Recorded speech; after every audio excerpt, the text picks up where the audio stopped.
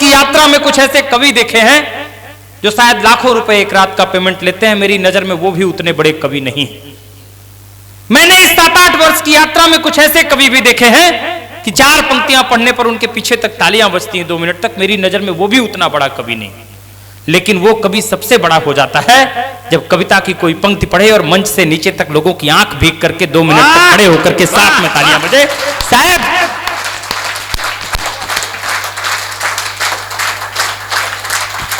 आप सबके लिए, हम जैन समाज के लिए, हमारे यहां कुंडलपुर सबसे बड़ा तीर्थ माना जाता है, लेकिन मैं ये दावे के साथ कह सकता हूं कि कवि की जिस प्रकार से आपने कविता का सम्मान दिया है, हम कवियों के लिए आगरा आज से तीर्थ हो गया है। वाह वाह वाह वाह वाह वाह वाह।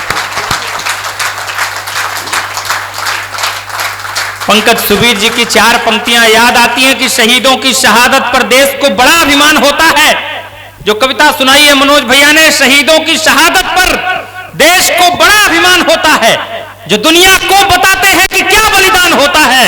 और वही है वहां संभालना जिस प्रकार कविता को सम्मान दिया है आगरा ने। सलाम करता हूं यहां बैठे लोगों को कि वही है जो इस कहावत को सच कर दिखाते हैं कि जहां पर शेर पैदा हो वो हिंदुस्तान होता है।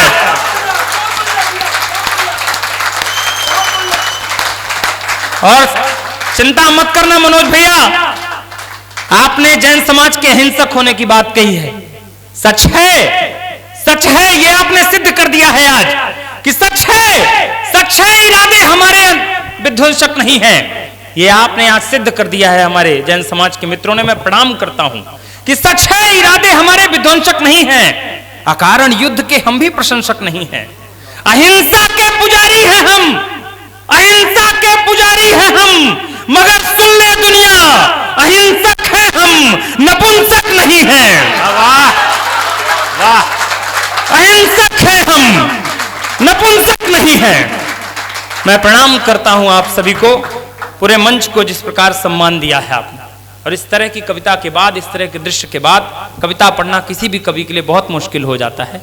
लेकिन मैं आपसे निवेदन करता हूं कि आपने हम बाहर से आए बट वृक्षों को बहुत सम्मान दिया है, लेकिन आपके आंगन की तुलसी को अगर जल नहीं देंगे तो शायद आराधना अधूरी रह जाएगी, पूजा हमारी पूरी नहीं हो पाएगी। आदरणीय राम राहुल जी, आपकी बगिया के एक पुष्प हैं बड़े, निश्चित रूप से आप इनकी महक लेते रहते हैं, लेकिन आपको इस बात का गर्व होना चाहिए कि ये राजस्थान और हिंदुस्तान के जिस कोने पर जब जाते हैं तो आगरा और टुंडला इस इलाके का नाम रोशन करते हैं। मैं चाहता हूं उनके भी पढ़ने का समय है। आप सब जरा जोरदार तालियां बजा करके आदरणीय राम राहुल जी का सम्मान करिए, स्वागत के साथ बुलाइए आदरणीय। इस कवि सम्मेलन का प्रसारण सबरस टीवी के माध्यम से सारी दुनिया में किया जाएगा।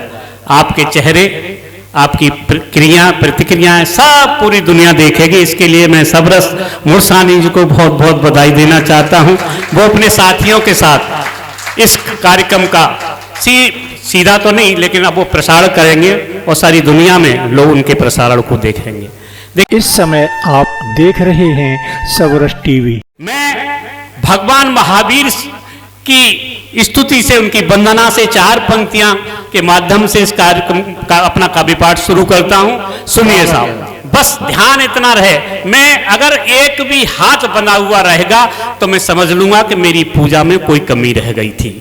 4 पंक्तियां पढ़ता हूं साहब।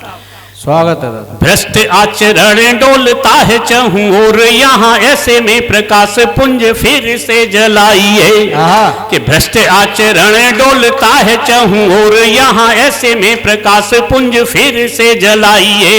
और जातिवाद, धर्मवाद और वर्गवाद छोड़ नारा एक बार जय हिंद का लगाइए। कि देश हेतु खुद को मिटाया जिस मानव ने, उसी देवदूत के आदर्श अपनाइए। और राष्ट्र सारा होगा धन्य देख के दोबारा तुम्हें एक बार फिर यहाँ महावीर आइए। एक बार फिर यहाँ महावीर आइए। एक बार फिर यहाँ महावीर आइए। देखिए साहब, जैन धर्म के बारे में कहा जाता है कि साहब जैन धर्म अपने धर्म के प्रति बहुत कट्टर है। सारी दुनिया के लोग इस बात को कहते हैं कि जैन धर्म अपने धर्म के प्रति बहुत कट्टर है। उसका कारण मैं बताता हूं क्यों कट्टर है। एक सेठ थे, बड़े धर्मपरायण थे, साधु और गरीब लोगों की सेवा करने में बड़े आनंद की अनुभूति होती थी। एक दिन उनके घर पर एक साधु आ जाता है। सेठ अपनी आदत के अनुसार उसको घर में रखते हैं और पूरा परिवार उसकी सेवा करता है।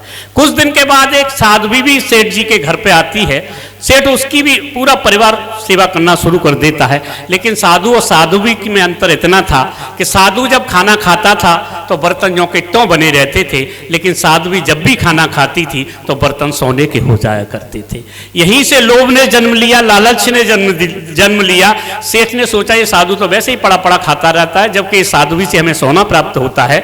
तो सेठ ने साधु से कहा कि मुझे भी व्यापारिक क्षेत्र काम से कुछ बाहर जाना है, आप महाराज ऐसा करो, बहुत दिन प्रवास करते करते हो गया, अब कहीं दूसरी जगह अपना प्रवास ढूंढ लो। साधु सारी बातें सेठ की समझ गया। साधु ने अपना सामान समेटा और घर के बाहर चल दिया।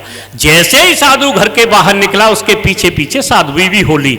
अब सेठ बड़ा परेशान, इसलिए परेशान नहीं था कि साधु साध्वी उसका घर छोड़ करके जा रहे हैं, वो परेशान इसलिए था कि साध्वी से उसको जो सोना प्राप्त होता है अब वो प्राप्त नहीं होगा। उसने जाकर के साध्वी के पैर पकड़ लिए कि माँ तुम मेरा घर छोड़ करके नहीं जा सकती। जो साध्वी ने जो उत्तर दिया वो उत्तर को बस आप गंभीरता से सुन लें। साध्वी ने उत्तर दिया कि मूर्ख, जिस साधु को तूने घर से निकाला है वो साधु नहीं, साक्षात धर्म है और मैं साक्षात लक्ष्मी।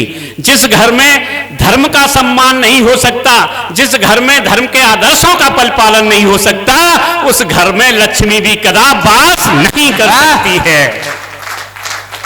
जब तूने धर्म, साधु रूपी धर्म को घर से बाहर निकाला है तो ये साध्वी रूपी लक्ष्मी भी तेरा घर छोड़ करके जा रही है। यही कारण है कि हमारा जैन समाज धार्मिक क्षेत्र के मामले में बहुत कट्टर है। तब 4 पंक्तियां पढ़ता हूं साहब कि जिसने न धर्म को ही ढाला कभी जीवन में, जीवन के अंत में वह नरक में ही जाएगा। और ऐसा प्राणी बार बार जीता और मरता है, जीवन मरण के ही गोता बस खाएगा।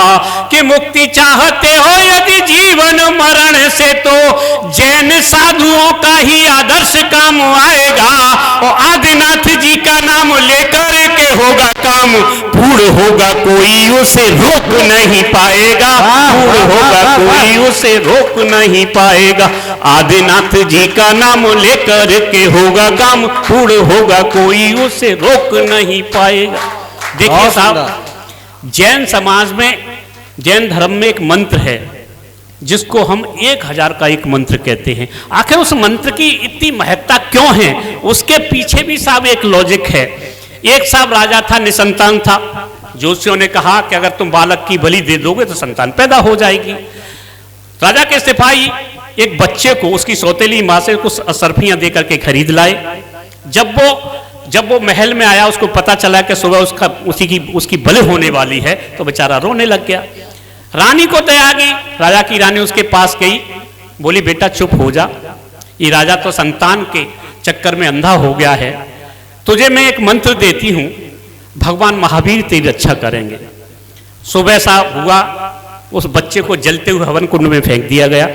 जब हवन कुंड शांत हुआ तो बच्चा यों का त्यों सकुशल उसमें से बाहर आ गया।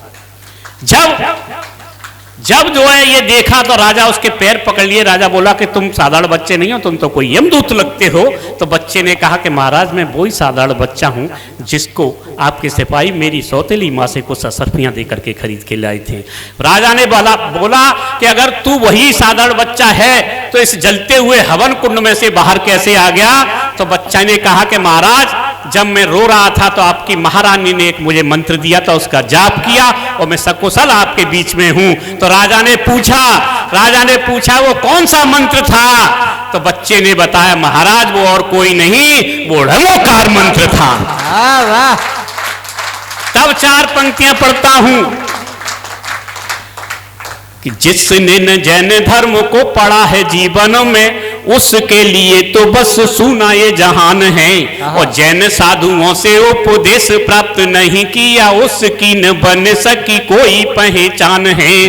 कि जीवन में यदि कुछ प्राप्त करना है मित्र, ढ़मोकार मंत्र का चलाओ अभियान है। और मात्र एक मंत्र से ही सारे कष्ट दूर होते, इसीलिए जैन धर्म विश्व में महान है, इसीलिए जैन धर्म विश्व में महान है, इसीलिए जैन धर्म विश्व में महान है। और साहब, हम अगर आज देखें तो सारा विश्व इस समय विध्वंस के मुहाने पे बैठा हुआ है। ऐसा कोई देश नहीं जिसने परमाणु हथियारों को न बनाया हो। जब ये परमाणु हथियार बने हैं तो एक न एक दिन चलेंगे, जिस दिन चलेंगे उस दिन दुनिया का सर्वनाश निश्चित है। लेकिन मैं बड़े दावे, बड़े विश्वास के साथ एक बात आप लोगों के बीच में कहना चाहता हूं कि इस विध्वंस से दुनिया को कोई बचा सकता है, वो केवल जैन धर्म बचा सकता है। 4 पंक्तियां पढ़ता हूं। मेरा अगर तर्क आपको पसंद आया तो आप हवा में एक बार फिर तालियां में देखना चाहता हूं कि अस्त्र शस्त्रों की जो होड़ विश्व में लगी हुई है, लगता है विश्व का विध्वंस हो ही जाएगा। और परमाणु शक्तियों से लैस सारे देश हुए, एक दिन इनका समय जरूर आएगा। अहिंसा रूपी महामंत्र मौजूद है हमारे पास, अरे जैन दर्शन ही विनाश को बचाएगा। उपदेश महावीर स्वामी के न माने गए, महाविनाश होगा कोई रोक नहीं पाएगा, महाविनाश होगा कोई रोक नहीं पाएगा।